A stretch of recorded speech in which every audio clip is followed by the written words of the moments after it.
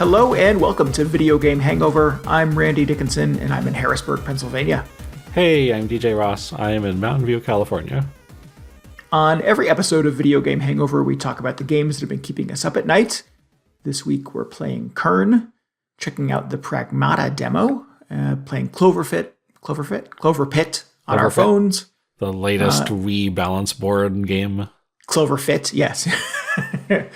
Oh, that's I could get behind that. Let's do that. We need more Wii balance. You got to stand on that thing, and if you run out of money, they drop you into the pit. Or I don't know. I don't know how that works. They didn't ship a white plastic death pit for you to stand over. And we're reading books like civilized adults. Books? Which platform is that on? Is that a new Game Pass thing? It's on paper. It's on paper. Yep, the oldest platform. They should they just make a game called Books and confuse everybody. Everybody would be like, I'm not playing that. Yeah. Too much reading. Much reading. Yeah. Except it's fully voice acted. I like my books fully voice acted. Yeah. Nolan North just reading off I don't know, The Great Gatsby or whatever. I think we just invented books on tape. Yeah. Books on screen. Yeah. Did anybody just this is a total lark, just put a book on like Xbox Live Marketplace or something? Just a bunch of text on your TV. Maybe try it. Who knows? I don't know. Is that a thing? Visual novels. That's a thing. Yeah. I guess that at least suggests that they added some visuals to it. Right.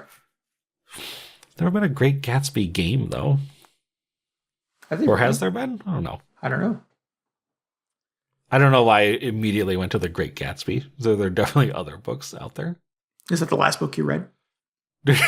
No. I mean, in high school, 40 years ago? Yeah, it's been 40 years back in my high school days in the 1980s. No. Was it the last book I read in high school? Probably that's not even true. I did read that in high school, though. It was good. That was a good one. Yeah. The movie's not bad either. The Leonardo DiCaprio? Yeah, it's pretty good. Yeah, I haven't seen that one. Good cast. I watched the who was in the previous one? Was that Robert Redford? I believe you're right, yes. Yeah. We watched that. We watched I don't think we watched the whole thing in class, but my teacher put it on and had to leave the room to go I don't know, pick something up from the school mailroom or whatever. And it was starting and it showed sort of like a preview of the rest of the movie. And then during the preview, it showed the ending, the big twist, which is questionable that they would just have it at the start of the videotape or whatever it was. But we were all watching it in horror because we hadn't finished the book yet. And it just oh my God, that's what happens. And then, oh no. She got back to the room, and we had to talk about it. Chaos ensued. Yeah, got spoiled for The Great Gatsby. Oh, that's kind of wild. Yeah. Still, though, movie day in high school was a good time. Yeah, it was real good. Oh man. Nice.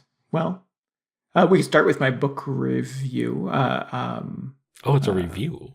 Well, a recommendation. I don't read a ton, but when I get to, and it's a good book, I'm excited about it and I want to tell people about it. So I've been traveling and traveling for work and traveling for personal lately, and I've had plane time and sitting alone in a hotel room wondering what to do with my lifetime. So I've been reading a book that came pretty highly recommended on some of last year's best horror of the year, best sci-fi of the year. It is a sci-fi horror kind of amalgam. The book's called There Is No Anti-Memetics Division. And the author's name is Quantum, QNTM. I have this on my table. Oh, interesting. Oh, very cool. Apparently there is a website called SCP, which is a user-submitted writings about a secret society that protects the world from hidden evils, I guess. Oh, yeah. Yes, you know about this. I've never heard of this. I've only never learned heard about of it? Never. I've only heard about it through reading this book. This is This like book's why Control exists. oh, okay.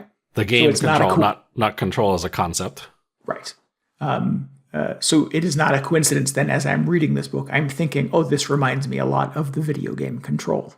Oh, yeah, yeah. Oh. That's Well, like where they put all the weird, well, I don't even know what they call them. They're not all cryptids. But like the stuff, I don't know what they're called because they're all named after numbers and weird like designations. But that's like the thing, the weird object that you can't look directly at or it kills you or, that kind of stuff. Yeah, and yes, so in the video game Control, it's the oldest house catalogs and investigates strange occurrences because of like haunted objects, and not necessarily haunted, but like cursed or dark objects. That is where Control sort of overlaps with Alan Wake. And yeah, so super kind of cool concept in that game. Apparently, that was born from SCP, which is where there is no Anti-Memetics division started. It was sort of a serial novel published on that website. The book is a collection of all of that writing, sort of re-edited and restitched back together with some new content and published in a book, or in my case, on my Kobo or my Kindle or whatever. Yeah,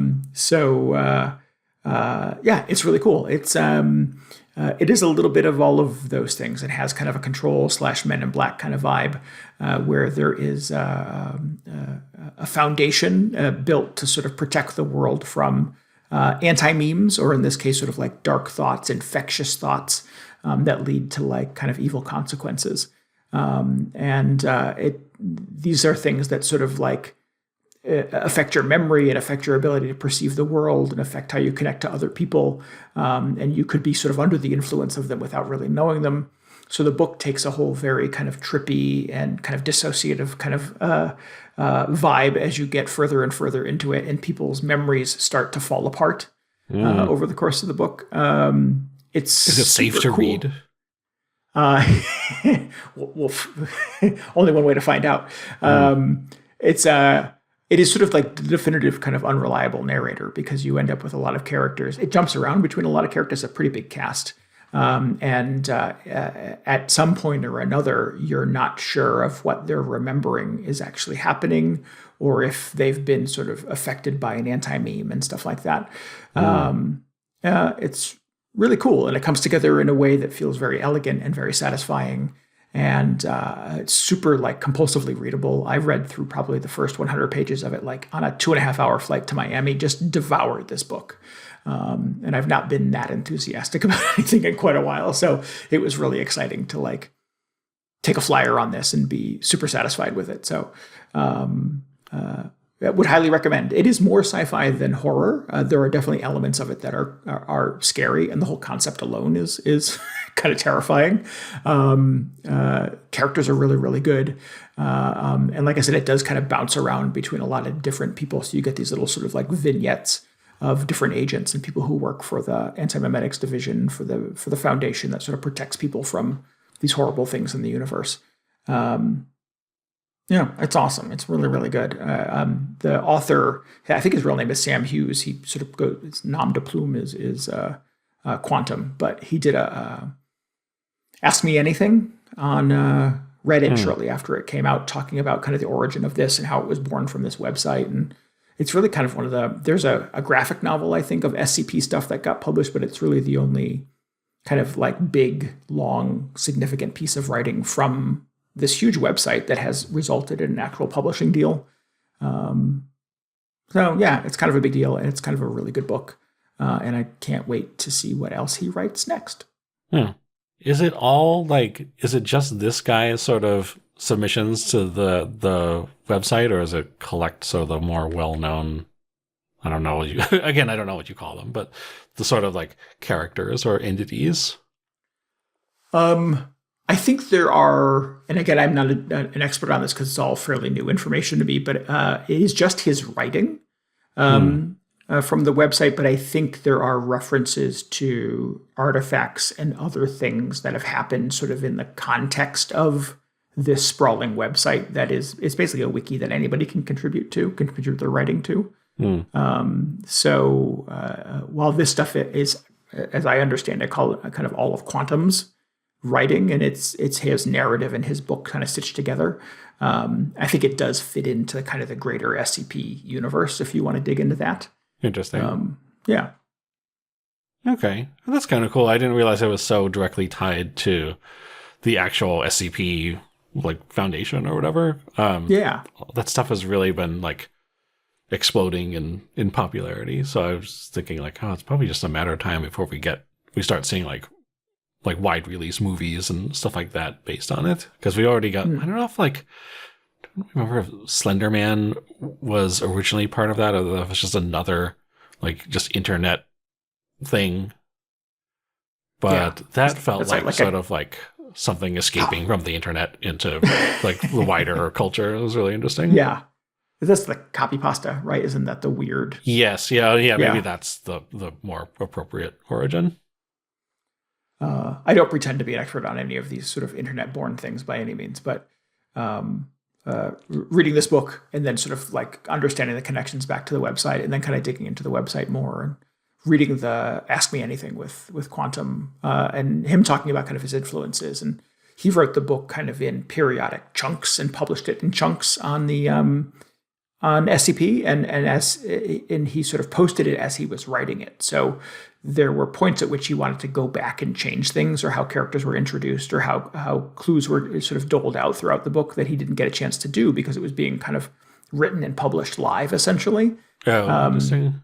So given the opportunity to publish it in one sort of finished book, it gave him the opportunity to go back and kind of like drop other hints and expand further on characters and situations and stuff like that. So if you've read the stuff on the website, this is another sort of bigger and sort of more deliberate, I guess, version of it. So if this is something you already know exists and have already read all the stuff on SCP, there's probably some value in actually reading the finished book as well.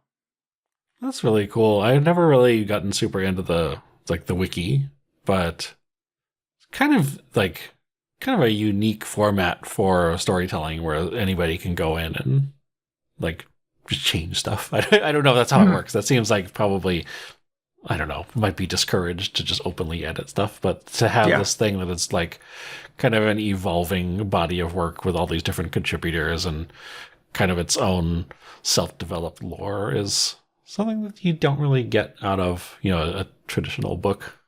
Yeah. Well, it feels very sort of old school renegade internet. It feels kind of the promise of the mid to late 90s internet. So yes, they're all on the same message board together and that kind of thing. Here's a theme, and then kind of 100 people write something about that theme, and it all sort of glues together in some elegant way, which is cool. But loved it. I want more. I sort of turned off my Kindle at the end, like hungry for more, and immediately went to like look and see if he had written anything else, or if there were other things I should read that sort of expand on this universe. Oh, I was really hoping you were going to say you just went and read everything on the SCP wiki. No, not quite that, but yeah, it's really good. Really, really good. So again, this is called There Is No Anti-Memetics Division by Quantum. QNTM is the author's name. Nice. Would strongly recommend. It's been a delight to read it. It's on my list. Nice. It's on my table, it's on your coffee table. As I mentioned. Yeah. Cool. That's right. Actually, the other book you recommended, actually, as a matter of fact, I should have the Randy Dickinson doubleheader weekend. Let's go through both of them. Oh, nice. We should start the VGH book club. Yeah, man. Yeah. What was the other one I recommended? Tomorrow and Tomorrow and Tomorrow? Yes, I think that was it. Yeah. Also really good. I've seen people doing like a kind of a book club thing. This is not about books anymore. They're doing like a book club thing with games on the Nintendo Switch Online app, because they're just like, if you have a Switch and you're paying for the online thing, you have access to all these retro games.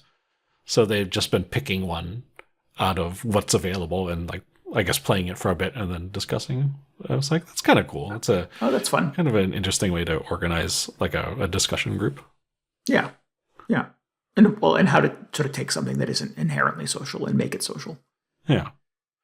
I don't know if they have all their discussions on like game chat or whatever, but that would be another fun way to tie it together. They don't like sit around on a overstuffed couch with soft blankets and tea and talk about ice climbers. I mean, they could do that and then also be on game chat. Right. I suppose that's true. Someone has to be using game chat. Yeah. What maybe they do it. What was that game where there's just like everybody's hanging out around a campfire? Oh, the only one I can think of is the fishing game, but that's not quite that. Oh, the fishing. Yeah. No, there was some. There was like in one of the early Switch 2 directs, there was some game that was like chilling by the fire or something like that, and it was just the most obvious like let's find some excuse to promote game chat kind of thing. Yes, I remember that now that you say it. So anyway, I hope that's where it's taking place. I hope they all play their game and then go chill by the fire and talk about ice climbers. Yeah. I mean, that sounds like fun. Yeah. Sign me up. It's the only way I'm going to play ice climbers. So. Oh, I was like, okay, yeah, fair. Ice climbers has not aged especially well. But, oh, man. Cool. Before we get too much further into the show here, DJ and I are going to stream a game coming up, a fairly new game, actually, that I, for one, am quite excited about. Speaking of spooky things in the universe, the makers of the original 2 Little Nightmares games, Tarsier Studios, have a brand new game out, not in that universe, but kind of similar structurally, called Reanimal. It looks very similar, based on what I know about Little Nightmares. It just came out last week, I believe. It's getting some really, really good reviews. And we're going to play it. It's co-op. That is coming to your feed on Monday, February 23rd at 10 p.m. Eastern Time. That is 7 p.m. Pacific. Go to twitch.tv/VGHangover, and DJ and I will play as much of Reanimal together as we can tolerate. Yeah, as we can tolerate. Okay, great. Getting expectations in line. Before we're horrified and terrified and have to turn off our TVs. And they're not. This is not super scary, right? Is it? I don't want to scare anybody away from watching it, because, but it's spooky. It's definitely kind of, if you have seen any of Little Nightmares, you definitely sort of get the vibe. Actually, just like a little guy in those. How could that be scary? There's big grody monsters that chase after you. Okay, I don't know about that. Yeah. So Monday night. Yeah. I'm looking forward to it. It's one of those cool ones where like you need one copy of the game, but your friend gets a friend's pass and you can then play co-op together. Yeah. Without having to buy a second copy of the game. So I appreciate when studios do that. Yeah, I appreciate it because I can just freeload off of all your co-op games. What was the other one that we did? The Lego game. Lego game. Yeah. It was also Lego terrifying. Yeah. Hopefully this is not nearly as frustrating as that. Yeah. Well, do you think we get to drive a little car again? That'll be fun. I don't know. That'd be cool. Oh, man. I've been getting a lot of spooky game recommendations lately. Like, I keep having them pop up. And I'm just like, it's not spooky season. Let's just like file it away for 8 months or whatever. But like, whatever, I'll play this one. Yeah. It's fine to play it's fine to play spooky stuff out of season once in a while. It's true. Yeah. Although like targeting your big spooky game to come out for Valentine's Day is certainly a very deliberate thing. Yeah. Was that? Yeah. What's going on? I'm not sure if that's what they were doing, but it just so happened that it came out that week, if not that day. I don't remember any Valentine's games coming out, so maybe that was their window. No, just Kid Icarus. Just Kid? No, I mean like last week. Unless there was a new Kid Icarus they stealth dropped, which would be incredible. No, I don't think they make Kid Icarus games anymore. Yeah, too bad. What else we got going on? What have you been playing, DJ?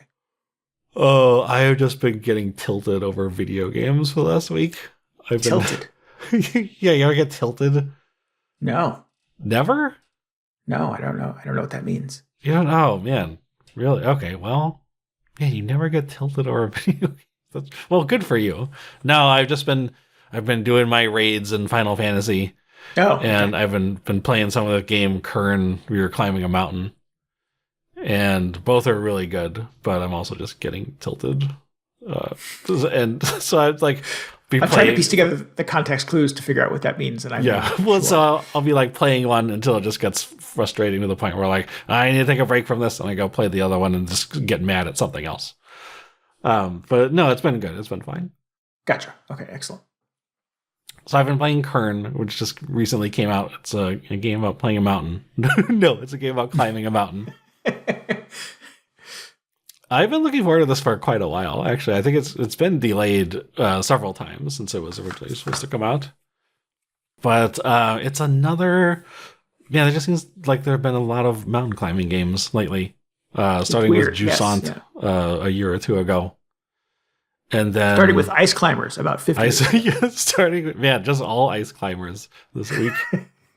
Uh, yeah, so it's a spiritual sequel to Ice Climbers, where you play as this woman Ava, who's like a professional mountain climber, and there's this enormous mountain, and she's gonna climb it, and I mean that's all you need for the premise. There's other stuff going on in the story as well, and I have mixed thoughts about that, but I was really excited to get to try this out because it looked like they have a really cool sort of like climbing engine, I guess you could say. The way you actually approach the mountain climbing in this is extremely cool. Hmm.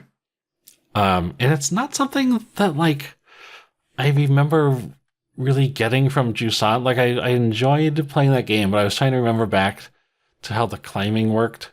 And I remember coming away from it thinking like that was fun, but I just found like the actual climbing to be kind of unsatisfying.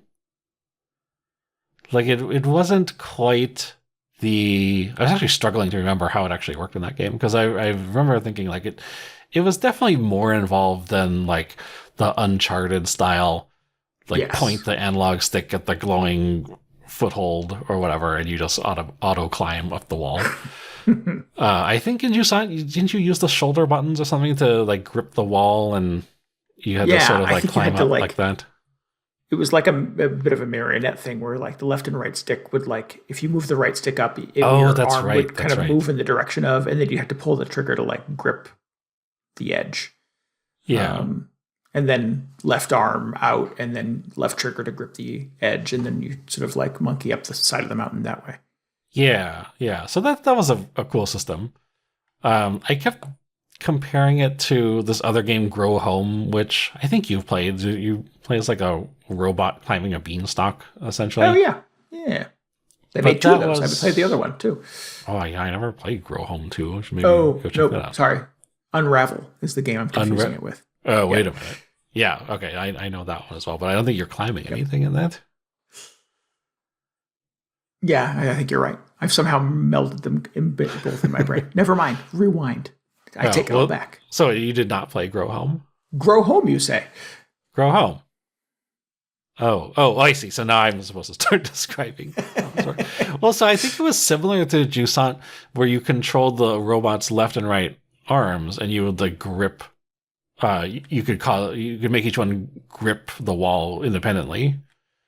But it was very sort of like free form. It felt like less linear than Jusant, maybe. Hmm. You had to improvise a little more. And I sort of remember liking the climbing that more because it just felt like you're on your toes the whole time. Not literally because you're on a wall, but you're just sort Hmm. of like having to think about what you're doing at any given moment. And so back to Kern, it doesn't control like either of those games really, but the way that the system works, the way that you actually do climb in it is actually really incredible. It's one of those sort of gaming, like, just experiences, I guess, which sort of, like, I know you're not actually going to learn how to go free climbing by playing this game, but by the end of it, or so like during the whole course of it, I just felt like I was learning a skill. Because it starts out you really like are not very good at climbing a wall. Like you, the player, like Ava is amazing because she's, established as this like experienced climber. But you, who are in control of Ava, are just like kind of fumbling around with the controls and trying to figure out how everything works. But by the end of it, hopefully you've sort of picked up on it a little bit, and you're just scaling up the walls like easily, or at least you have some idea of what you're doing. My favorite thing about it is that the way it presents all the sort of like systems to you is it feels very organic, in that there's not a lot of like on-screen information. Like there's no like stamina bar, or I guess there is a health meter, which is, now that I think about it, it's sort of the opposite of what I was saying. But basically, as you're climbing, the indicators are not obvious to you. It's sort of something you have to like suss out and just learn as you go along. So when I was first starting this out, it drops you into like a little rock climbing gym, which is where the tutorial takes place. And going into this, I was thinking like, okay, I can handle like a rock climbing wall. That's pretty easy. There are all these like really obvious handholds, like, what a rock climbing wall looks like. Yeah. So I'm like, I'm just gonna, go from one handhold to the next and get to the top. And it's gonna be super easy. And the way the climbing actually works is you just like stand in front of the wall and you push square. I was playing this on PS5. And it kind of selects one of your limbs, whichever one it decides makes the most sense. And it like reaches out that limb, and then suddenly you are controlling that limb with the analog stick. And you just move it like wherever, ideally close to a handhold or whatever, and then you just hit square again and it grabs on, or it attempts to grab onto something. And there's not a lot of like, I don't know, it doesn't really like go out of its way to snap your arm onto something, if that makes sense. Yeah. Where like if you're reasonably close to a handhold, yeah, she will like grab onto it. But if your hand is just in the middle of a wall, she'll just put her hand up on the wall because it's like that's where you decided you want your hand to be. And then you push square again, and it repeats with a different limb, like whatever makes the most sense again. And it like the tutorial experience is this weird experience of just sort of figuring out, like you kind of know which limb you want to move next, but sometimes it's not what the game thinks you want to do.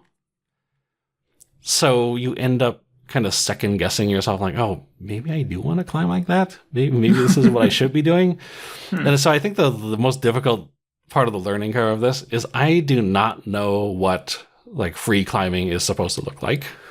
Because I have an idea, like, yeah, you're supposed to just put your hand over your other hand, and then at some point you like climb up with your feet. But there are all these weird situations where I would be trying to climb this wall, and then the game would like suddenly put me in control of like one of her legs when I was not expecting that. Oh. And part of it is it's also trying to sort of like balance Ava's I don't want to say like posture, or just the way she's positioned on the wall to reduce the amount of like stress it takes to hold whatever position she's in, because you can't hold a ridiculous sort of like position on the wall for too long, or you run out of stamina and like get tired and fall off the wall. But there were so many times when I was just in the tutorial sequence trying to climb up the wall, and she'd put a leg out in a weird place, and I'd be like, that looks weird, but maybe that's what you're supposed to do. And I kind of feel like after doing the tutorial, and like once you get out of the climbing gym and onto an actual rock face, it kind of makes a little more sense, because you don't have the really obvious handholds and footholds anymore.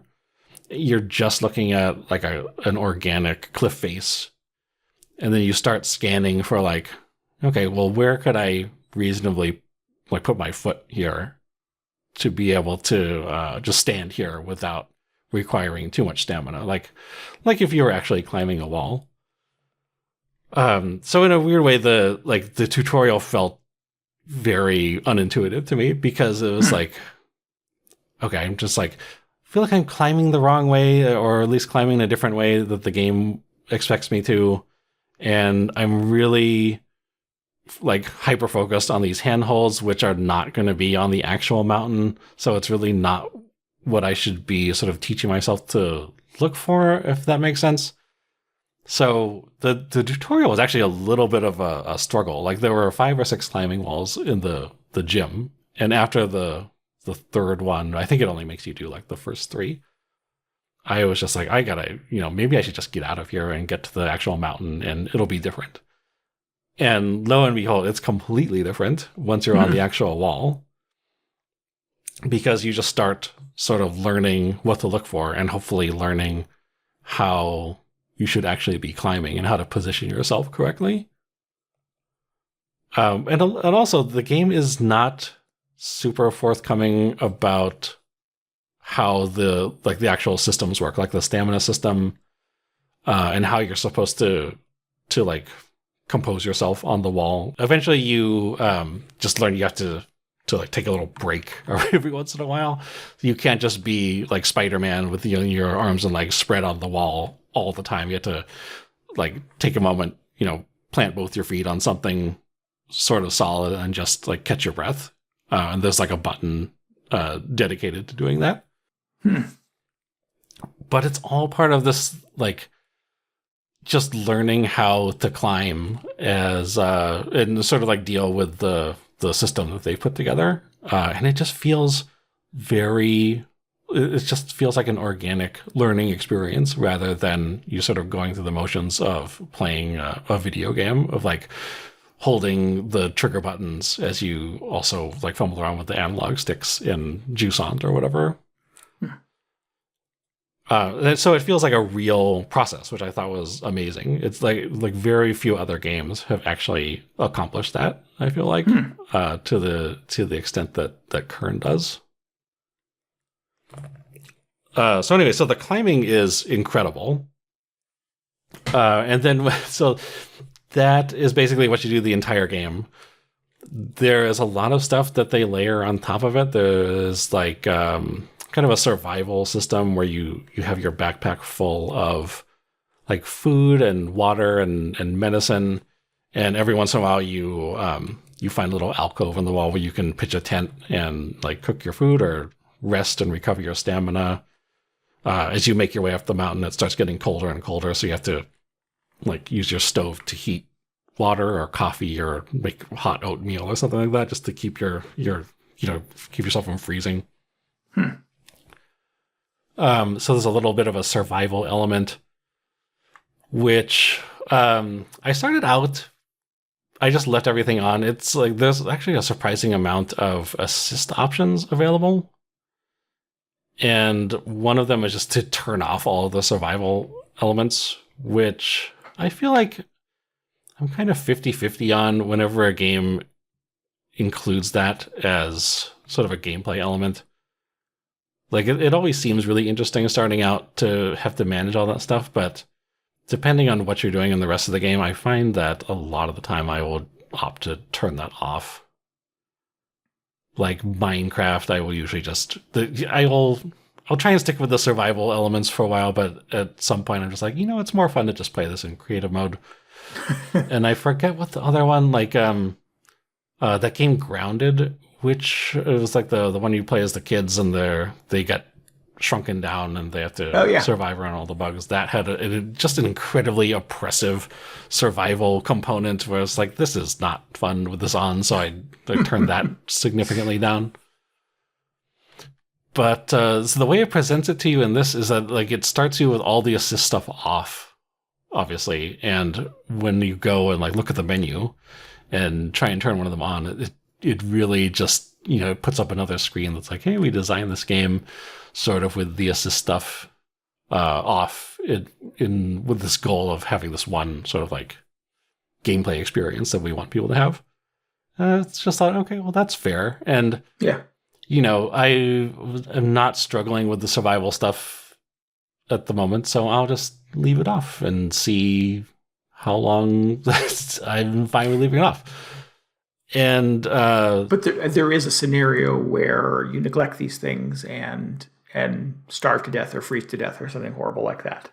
Yeah. So like you have to keep your, let's say like you have these 3 meters. It's like hunger, thirst, and temperature, and then like your overall like health meter, I guess. So if any of those meters run out, I believe your health meter starts to deplete, and you also lose health if you like take a nasty fall off a wall or you spin. This is actually weird. If you like sprint for too long, it takes chunks off your health meter, which is kind of counterintuitive. But actually, I was actually having a not really having issues dealing with any of the survival stuff because I was keeping my bag pretty stocked with supplies, and you will like run into like wildflowers or other climbers' discarded backpacks or something as you scale the mountain, which you can scavenge supplies from. So it ended up not being as big of a deal as I thought it was going to be. I felt like it wasn't really adding a lot to the experience to the point where I was like, I feel like I just turn this off and like focus on the climbing, which I'm really enjoying, and it would be totally fine. But at the same time, I wanted to just stick with the quote unquote the intended experience as long as possible. So I stuck with it, and it was fine until like, I don't know, I think close to 80% through the game, there was just this enormous wall, which you kind of like the way the checkpointing in this works is it saves your game whenever you are on like you're able to stand up on solid ground. Oh no, sorry. It saves your game whenever you get to one of those alcoves and you can set up your tent. Once you go out and start climbing again, it like remembers that as the save point. But if at any point you fall off the wall and like die in like the worst case scenario, it kicks you all the way back to that tent. And so there are long stretches where you can potentially go and not have a checkpoint for like over 10 minutes. And in fact, at certain points you'll be on the wall and it'll pop up a little notification in the corner that's like, last save was 10 minutes and 30 seconds ago. It's wow. Okay, great. That's not something I need in the back of my head as I'm trying to climb up this wall. And like, I was like, okay, intended experience and everything. I'm going to try and stick with that as long as possible. And it was mostly fine. Like I had a few setbacks where I would fall off the wall after like 10 minutes and have to go back to the tent. And it actually led to a lot of interesting situations where the game gives you opportunities to kind of like step back and look at the wall in front of you and try and figure out the best path to take. Because there's rarely one single like optimal obvious path that you can take. So it's up to you to like figure out like what looks reasonable and maybe even what looks doable considering your own skill level. Like being able to like deal with the climbing system. But I got to this point where there was this enormous wall and I either like could not find the correct route or I was just going the wrong route too many times. You know, it's like in Peak where you like kind of look at a path and you go, I think this is the way up. I don't know for sure, but it seems fine. And then you get like 75% of the way there and it's clearly like, oh, this was the incorrect path and we have to go all the way back down and maybe look for another one. So that can potentially happen a lot in this, but the problem is as you are sort of exploring and making incorrect decisions, you are still just depleting all your supplies and everything. And then one of the things, and it, also if you don't get to another save point, you're just adding on to your timer of like how long it's been since your last restore point in case you fall off the wall again. Because if you're not keeping your stamina up and everything, it feels like you are just less competent as being able to stay on the wall. It's not super clear about how directly all the little survival meters affect your climbing ability, but it feels like that's what's going on. So I get to this point where I was just like going through all my resources, trying to get up past this massive wall. And I was just like, okay, it's been so long since my last save. I don't even know if this is the right way to go, but if I fall off the wall at this point, I'm going to like lose my mind. So one of the options it gives you is it will save the game whenever you are able to plant your feet on solid ground, rather than having to, find a place where you can put the tent up. Oh, cool. So I turned that on. I was like, okay, I'll just, this will be the one accessibility thing that I turn on. But then I just felt like that kept happening over and over. So I was just like, you know what? I am getting so stressed out playing this game. Because also another thing, like whenever she falls off the wall, she just like screams like really loudly. And this is probably just like some weird psychological thing, but that also just kind of like just kept adding to how stressed out I was getting while playing this. I was like, okay, I'm gonna, be falling off this wall. She's gonna start screaming again. It's gonna be really just primally irritating for whatever reason. I'm just gonna just keep flipping on all these little accessibility options to the point where like by the end of the game, I think I had almost all of them turned on, which I was like, I had such great intentions of playing through this with all the, accessibility stuff off. But it got to the point where I was like, okay, I'm really enjoying the actual climbing in this. Yeah. So I understand the appeal of sort of like mastering the climbing system and all the survival stuff and like figuring out or like discovering the best route you can take up the mountain. But it's gonna come down to me having like a Cairn experience, which I really enjoy, or having one that's like twice as long because I have to keep restarting and like from the save points, and also I'm just angry the whole time. Right. So it's like I think I'm gonna like go with the former option and just maybe opt out of some of the difficulty in other systems. Because like I was saying, like before, the survival stuff, it's interesting, but it's not essential to what I was enjoying out of the game. Right. So I didn't really mind turning that off. And I think the more lenient checkpointing helped quite a bit as well. Cool. I mean, that seems the checkpointing thing is a lot of games have sort of accessibility or difficulty kind of modifications or sliders, but to change how frequently a game saves itself, I think is pretty significant. Yeah, it's pretty. Yeah, it is probably the biggest option or one of the biggest options you can turn on in this. So again, I felt a little weird about clicking a lot of these on, but at the same time, I just wanted to keep like having a good experience with this. It also just made it kind of weird because at the end you're like getting towards the top of the mountain, the conditions are getting harsher and harsher, and I feel like Ava sort of remarking to herself like, oh, I gotta manage my supplies and it's gonna get even tougher from here on out. And I couldn't help but thinking like, oh man, this would really be sort of like resonating with me if I still had to care at all about like having enough food or water or whatever. Or she's like, oh, it's gonna be real cold, I better have like hot food ready. And I was like, no, it doesn't matter anymore. So I feel like the last, I don't know, 10 or 15% of the game would have been a very different experience. There would have been a lot more sort of hardship I had to deal with if I hadn't opted to have all these accessibility things on. So I felt a little bad at that point because, if I had been able to get through all of that while managing all these like survival switches, that would have just felt incredible. I think it would have like, oh man, I actually climbed a real mountain and had to deal with all this logistics and stuff. But no, I think like I would have just been having an incredibly unpleasant experience at that point. Yeah. Or maybe I would have just been playing this for the next 3 months and like, I don't know, just really struggling with it to get to the top. I don't know.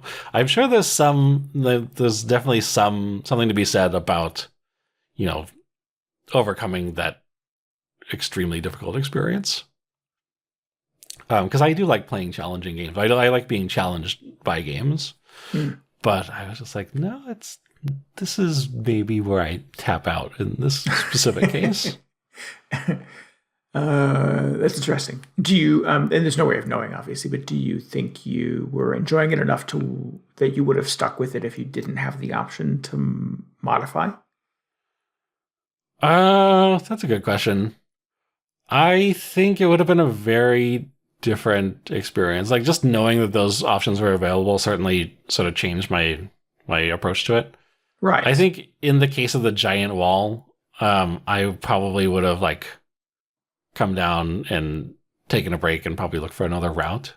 I mean, that was one of the instances why I put this down for a few days and went back to raiding in Final Fantasy, because I was just like, I gotta not play this for a couple days because I don't know what's going on. This is before I decided to turn all the options on. This is I was still trying to figure out what to make of the huge wall.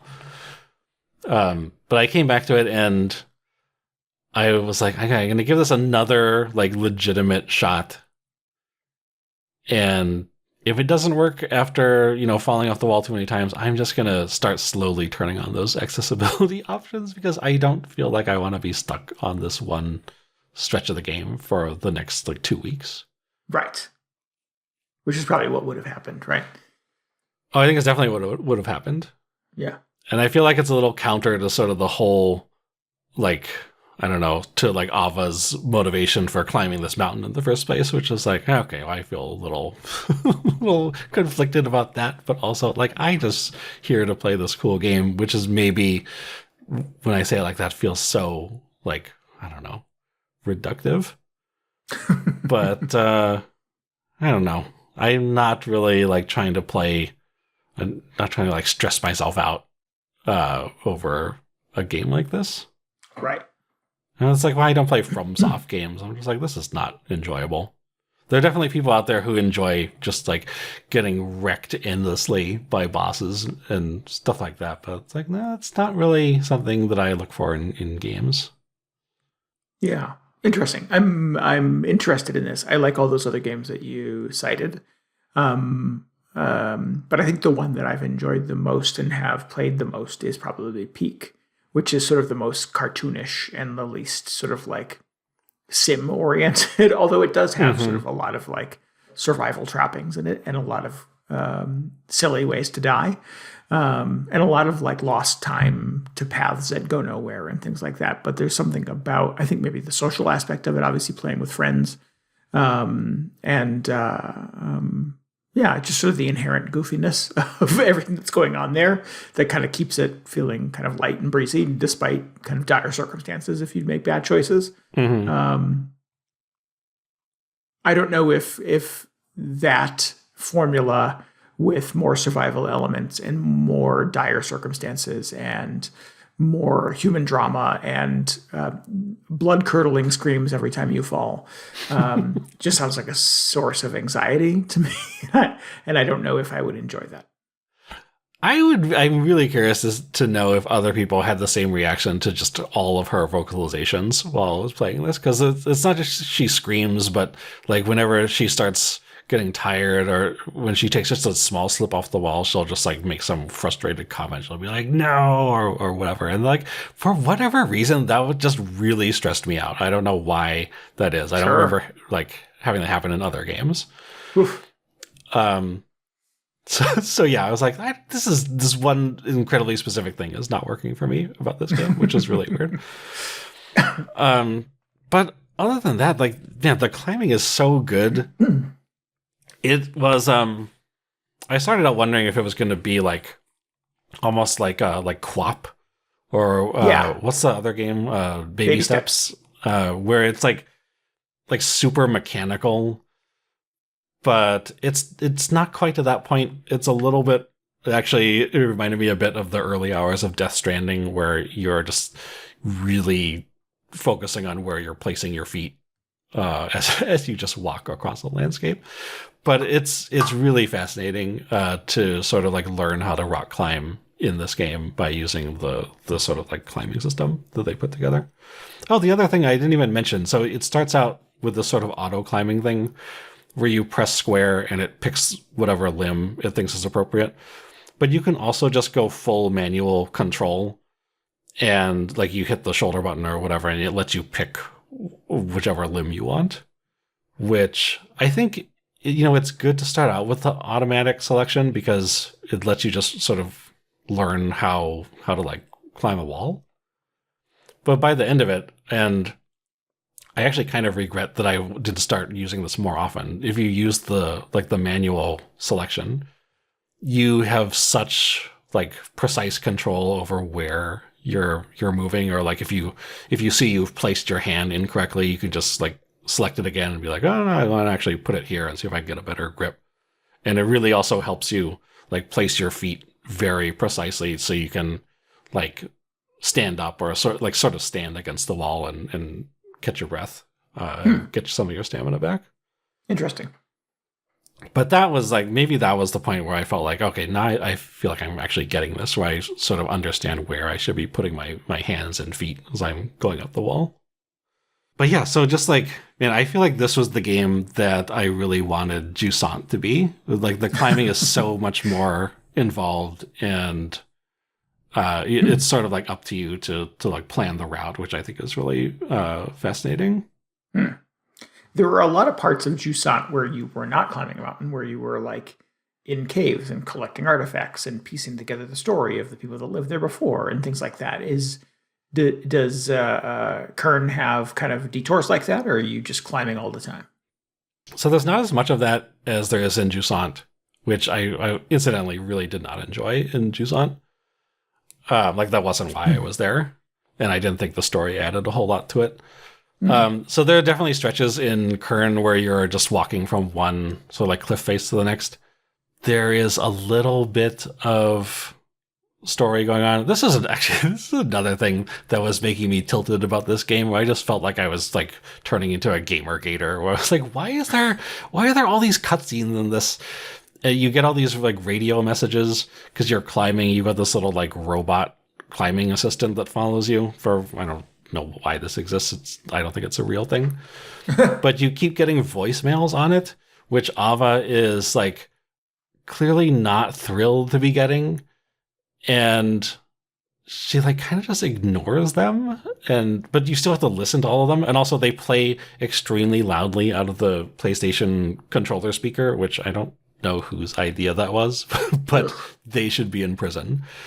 So I was just like, I'm really into the climbing in this. I kind of just want to be climbing the mountain. Like maybe this is just making me go through whatever Ava is going through, because she doesn't want to be listening to these messages either. But at the same time, it's just like I feel like, man, why do games have so much story in them now? Is she just gonna? It felt like, I don't know, back in 2013, when all the like walking simulators were starting to show up, where like suddenly every character has this kind of like sad secret backstory that's slowly revealed. Right. And I was like, okay, I kind of see where this is going. And then like the story is, it's like there's some interesting stuff going on. It's not, it's like the survival stuff. I'm like, this is not really why I'm here. It's very different than the story experience in Jusant, though. Interesting. All right. Well, the jury's out on me on this one. I'm interested, but I'm not sure if I'll enjoy it. And it sounds like a lot. Yeah, I don't know. I think I imagine you would probably want to turn the assist stuff on earlier than I did. Yeah. And I'm not saying like, oh, it's because I'm an amazing gamer, but I just feel like you have I'm just like, I don't know why I put up with some of the stuff I put up with sometimes. You're much more sensible about that sort of thing.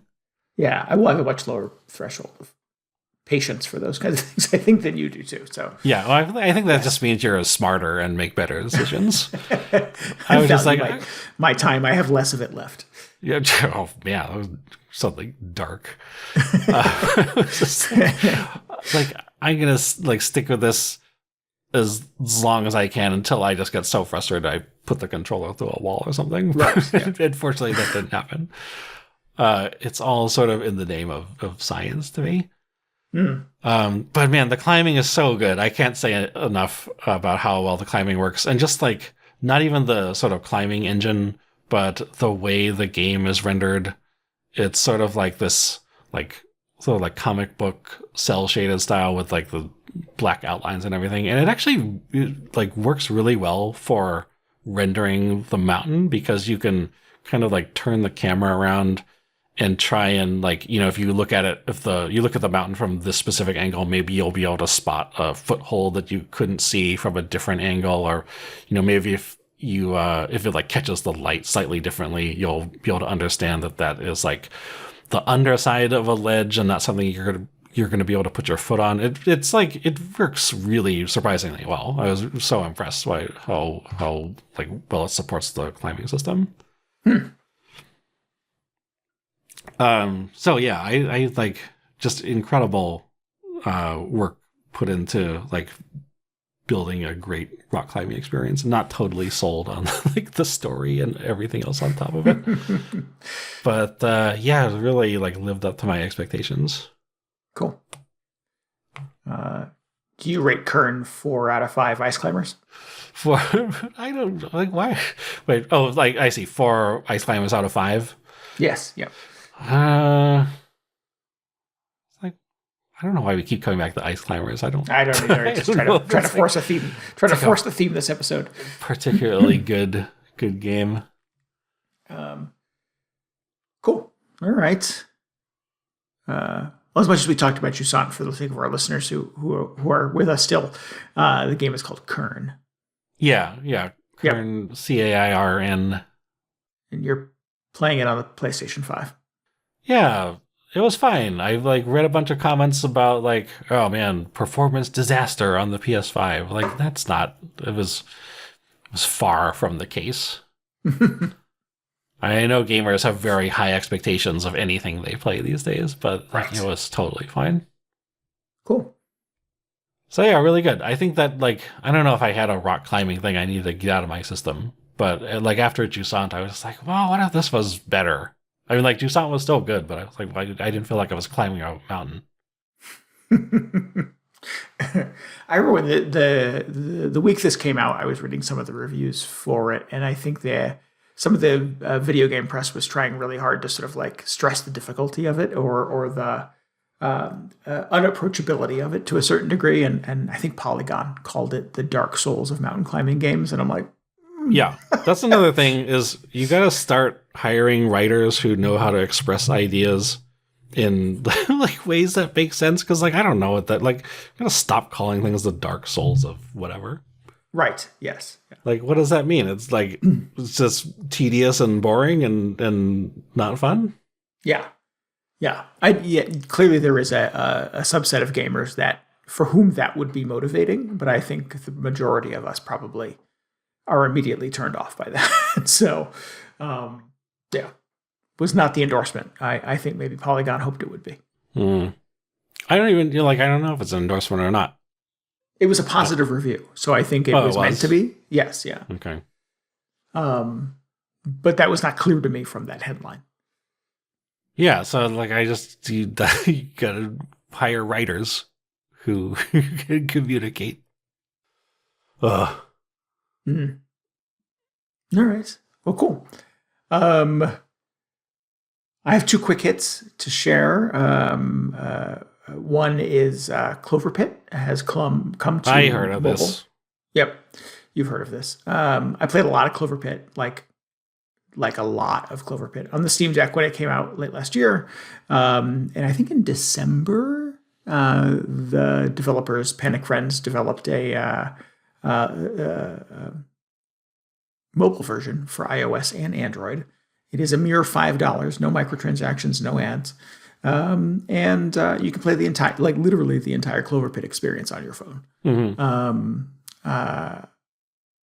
Like I mentioned, I had a lot of flight time recently. So Right. I was looking for something to play on the plane, and I had this on my phone and had not really spent a lot of time with it because I was still playing it actively on my Steam Deck, and I figured I would give it a whirl to see how it plays. And it's completely unedited, unmodified. It is the exact same game you would play on your Steam Deck or any other device. I think it's on Xbox now too, for a mere $5. So if you're curious about Cloverpit and just would like to have it handy at all times, I don't recommend that.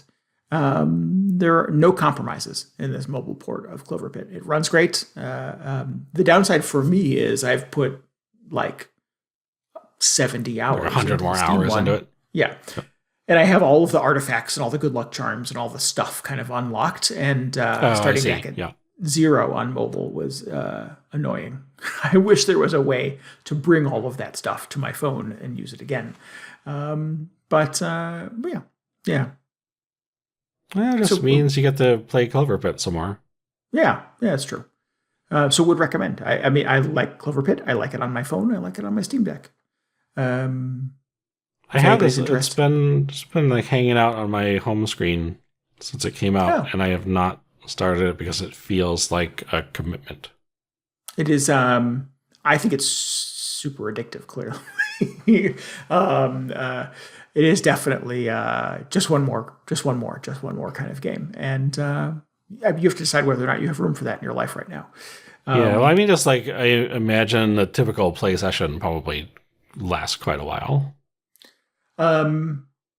You would think. I mean, sometimes like if you get a good run going, yes, you could be in there for quite a bit. But I think early on, the game really sort of curtails your ability to like make that kind of progress early. So you're really not dealing with significantly long runs early in the experience until you get some of the more robust good luck charms that prolong your gameplay. At some point early on, the game will start throwing pretty high cash goals at you, and you're just playing slot machine games trying to get to that goal. And unless you've got some pretty significant good luck charm kind of firepower and luck modifiers, you're really not going to get there.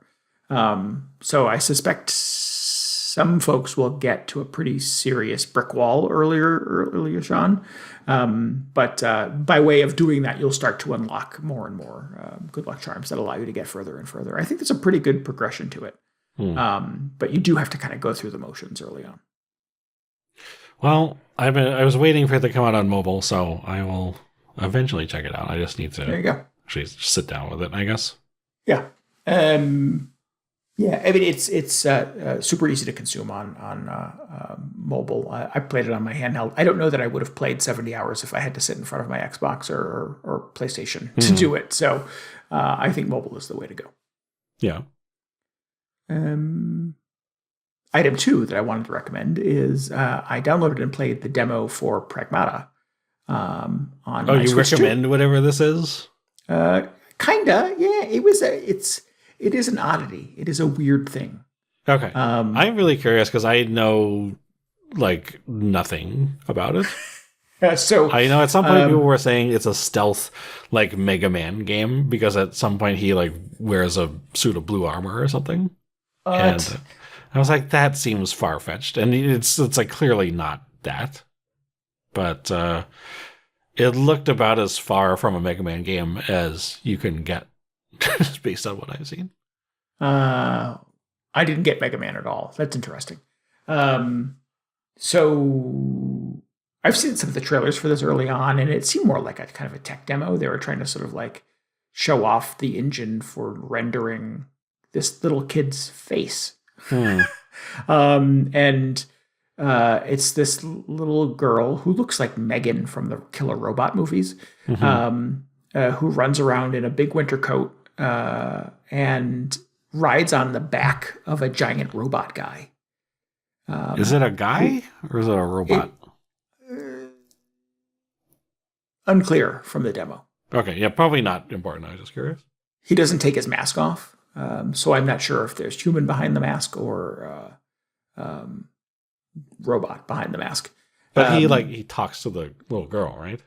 He talks to the little girl. His name is Hugh. Her name is something I don't remember. It's not like a mech suit or something. She's driving. No, but his suit has little foot pads on the back of it for her to stand on. Oh. And she wraps her arms around his neck, and like he carries her around the game. So she's the backpack essentially. But what it is he has a suite of weapons available to him that have different effects. And he's fighting against robots. So this is an outpost on the moon that humans have used, like assembly line robots and mechanical workers and androids and things like that to help build and sustain. And they've gone rogue. And they are attacking and killing everyone. Including you, and you are trying to fight against them, but you're kind of underpowered as far as firepower goes. But the little girl has some ability to commune and connect with the robots, and she can hack them essentially as you're trying to shoot at them. So you're lining up your shots with your giant guns, and they're doing very little work. But as you sort of get your sights on them, it turns over to the little girl's perspective, and there's a hacking minigame. Where you're sort of trying to quickly solve a puzzle that opens up in the corner of the screen by moving a cursor around on a screen and picking up little chiclets on a screen, essentially, that allow you to get to a goal and unlock some mechanic in the robots that lowers their defenses, and then your weapons do more damage. Oh, yeah. I was going to ask, like, which hacking minigame is it? Is it BioShock? Is it Deus Ex? It is... Yes, it is. You're right there. It's in sort of the wheelhouse of both of those. It actually reminds me a little bit of Sly Cooper, because one of the Sly Cooper games has these little hacking mini games where your robot. He's not a robot. What is your little friend in Sly Cooper? He's like a hamster is or it like a turtle or something. It's a turtle. There you go. He's a hacker, and he goes in and plays like little Tron hacking mini games that'll allow you to get into. Steal artwork and stuff like that. So all of, every mini game for hacking in most video games is pretty similar, and this is no different, unfortunately.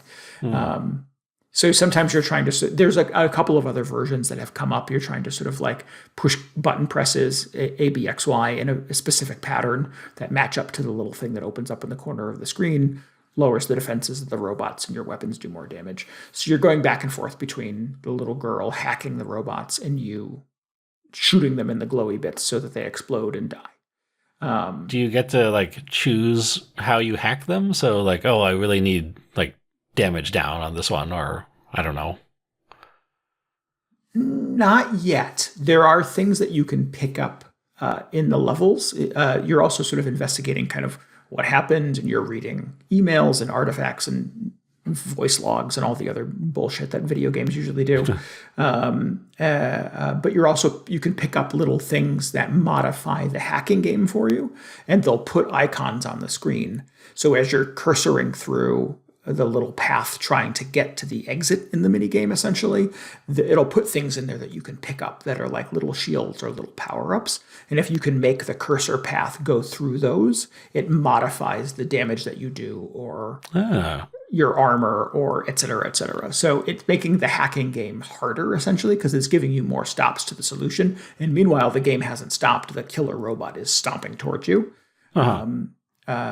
So you have to solve the game faster, but if you can be good at picking up those things on your way to the exit, essentially, of the minigame, you'll do more damage or get more ammo, et cetera, et cetera. So I kind of liked it. I liked the back and forth of it. I liked sort of the micromanagement of two games essentially simultaneously. Are you continuing to control the robot guy as you're hacking?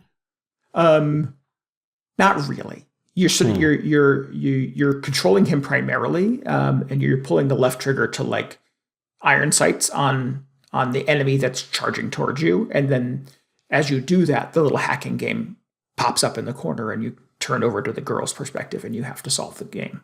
Okay, so you switch completely over, basically. Yeah, but if you're too slow doing that, the killer robot will attack you or stomp you or punch you or something like that. It'll interrupt the game. You'll have to start all over again, and you've probably taken damage and have to heal and et cetera, et cetera. So it doesn't stop the game while you're trying to hack. So you do have to be kind of quick about it. Interesting. Yeah.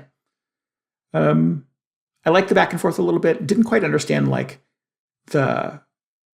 clearly the amount of sort of rendering and graphical fidelity that was put into sort of like animating this weird little girl. I don't. Like how whatever tech demo they showed off was like being made use of in the demo. Yeah, yes, because there's an element of the demo. There's like a little cutscene, a mini cutscene in the middle of it, where it's she's no longer on the backpack. She's sort of like on the ground, running around, and she's got like a winter coat on and just bare legs. And I don't quite understand why. I imagine because the demo sort of starts kind of in the game. It's not the beginning of the game. You're kind of already in progress. There's some backstory and some explanation to who she is and why she only has a coat on and no pants. I don't understand. Feels weird. The robots all rebelled before they finished the pants assembly line or whatever. Yeah. So unanswered questions about sort of some of those things. And yeah. That part's weird. But the actual sort of gameplay loop of being Hugh the big sort of mech guy, and climbing around this facility and turning like laser grids off and using the little girl's hacking abilities to open doors and clear pathways. He has a jump and he has a hover. So you can do kind of these long distance jumps around the environment. There's a surprising amount of kind of verticality to it and stuff like that. So as much of it is, I think the hook is the combat loop of the hacking and the fighting. There's also some kind of exploration and traversal to it as well. The demo's only about a half an hour long. It runs really well on the Switch 2. Not everything that has come out initially for the Switch 2 that is multi-platform looks and runs as good as this does. So Capcom, I think, is putting some work into trying to get that hardware right.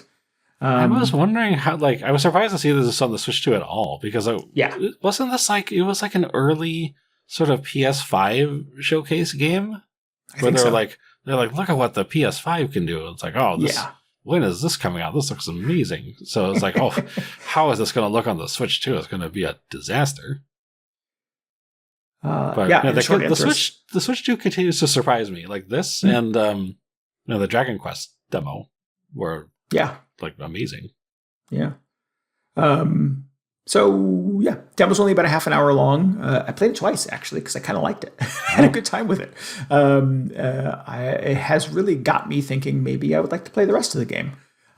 Certainly would like to read some reviews and some impressions as it gets closer and to see if there's anything else going on, or if it really is just this sort of lather, rinse, repeat with the combat. There's a big boss battle, of course, at the end of the demo, where you have this giant robot who has little minions, and there's little shields and heat guards that keep popping up, and you have to kind of take cover. And there's little robots flying around that laser you, and you get like these jet propulsion boots that allow you to like zip out of the way from being attacked super fast. So you're managing a lot of input at the same time, and it's not generally the kind of game I like, but I had a good time with it. So you're still trying to like hack the boss as you're fighting it? Yes. Yeah. Yep. And then he'll go into like a cooldown, because it's all robots you're fighting. He'll go into a cooldown or a recovery mode, and then you can run up and do like a big attack. Like the little girl gets like a mega attack that she can do where she'll like hack, like, I don't know, mega hack them or something like that. and that will do damage, but then allows Hugh, the big hulking mech guy, to run up and you push R2 and he does like he'll climb on his back, the robot's back, and he'll pull a panel off and he'll rip wires out of its head and stuff like that. Oh yeah. That'll finish it off in no time. Of course. So it's, it is a lot of things you've done in other video games already, but it kind of runs quickly and it feels fun, and there's a little mystery to what the hell's going on in this weird game. I was kind of intrigued by it. I wanted to play it just to kind of see how this thing, like you said, kind of PS5 looking demo ran on a Switch 2, and so out of curiosity, downloaded it and played it and was kind of into it actually. So interesting. Yeah. So this is called Pragmata. I put it on Switch too, obviously, but I think it's out for, anywhere else you can get video games. Check out the demo. What a weird little surprise. All right. That's interesting. I haven't really been following it that closely. I think partially because there hasn't been a lot of information coming out about it, but it also it just looks like kind of a generic robot shooter, and I didn't know what was going on with a little kid. But that's kind You're of not weird. wrong. Yeah. Okay, that wasn't off base. Maybe I'll check it out. And it's also just kind of cool to see a new thing from Capcom that isn't as much as I love Street Fighter and Resident Evil and all that stuff. Yeah. It's there's a new thing. Especially since it seems like we're not going to get another Dragon's Dogma anytime soon. Yeah. Yes. I mean, I'm not the definitive cataloger of all things Capcom, but I think they kind of go to the well a lot on their kind of IP. Yeah. To be fair, they typically do a pretty good job every new outing. But it's exciting to get a new thing that they can now start going to that well. Yeah, if this sells more than 10 copies, we're going to get a lot of them, I'm sure. But check it out. I would recommend folks check it out. Like I said, it's only a half an hour of your time, and it kind of gets you right into it. There's not a lot of fluff, so it was kind of fun. Nice. I think we should wrap it up. That about does it, right, for this episode? Yeah, I think so. Friendly note that DJ and I will be co-oping Reanimal together on Monday, February 23rd at 10 p.m. Eastern Time. Go to twitch.tv/VGHangover for that. If you need any more video game hangover in your brain, definitely follow us on Blue Sky. We're VGHangover.com there. And you can get you can get show notes and links and tell us what you thought about this episode at VGHangover.com. We would love for you to join us on Discord. You can chat about video games and other fun things with us there. Get a link to that at VGHangover.com. And it would help us immensely if you would subscribe, rate, and review us on your podcasting app of choice. And maybe help us out by telling your friends about the show. Yeah, I really appreciate that a lot. It helps us bring in new listeners and just generally get the word out about the show, which is super cool. What else is super cool? We want to give thanks again to Ray 8-Bit for our intro and outro music this week. If you'd like to hear more of his work, you can go to ray8bit.bandcamp.com and get the rest of his discography. Hang on one second while I bring up his discography. It turns out, actually, we just started using his music last episode, and then he put out a new album. Oh, wow. Attempts for Sound Chips Volume 2 came out, I think, the day after that episode went out.